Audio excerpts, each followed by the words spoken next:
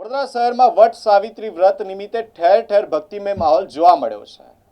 વડોદરા શહેરના અલગ અલગ વિસ્તારમાં આવેલા વડ વૃક્ષ નીચે વહેલી સવારથી જ મહિલાઓની ભારે ભીડ જોવા મળી હતી અને સોળે શણગાર સજીને આવેલી સૌભાગ્યવતી મહિલાઓએ શાસ્ત્રોક્ત વિધિ મુજબ પૂજા અર્ચના કરી પોતાના પતિના દીર્ઘાયુ અને સુખી દાંપત્ય જીવન માટે પ્રાર્થના કરી છે। ધાર્મિક માન્યતા મુજબ આ દિવસે સાવિત્રીએ પોતાના પતિ સત્યવાનના પ્રાણ યમરાજ પાસેથી પાછા મેળવ્યા હતા, તેથી આ વ્રતનું વિશેષ મહત્વ છે।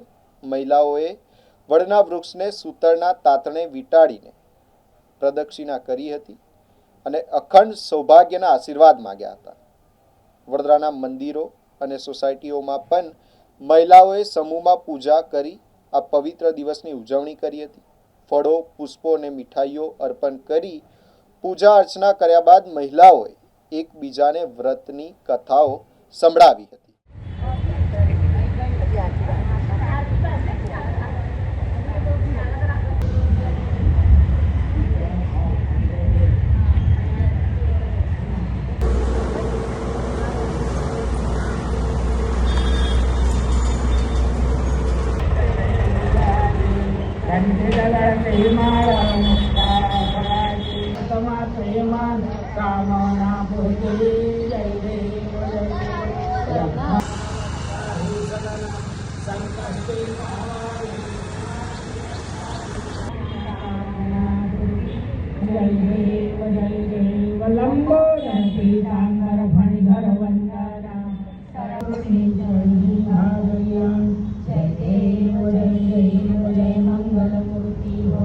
भवं भवानी सहितं भवानी मंगलम भगवान विष्णु मंगलम करुणध्वज मंगलम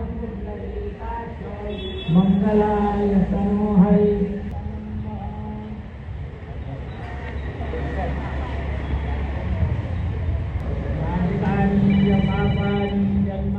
કૃષ્ણ વંદે જગદગુરુ। આજનો દિવસ સત્યવાન સાવિત્રી એનો દિવસ છે। આજે સ્ત્રીઓ પૂજા શા માટે કરે કે પોતાનું પતિનું આયુષ્ય વધે, દીર્ઘાયુષ્ય થાય, એમનો સંસાર પણ સુખીથી થાય, એના માટે આજનો આ દિવસ મહત્ત્વનો છે। સત્યવાન સાવિત્રીની જે કથા છે એનું કારણ આ જ છે।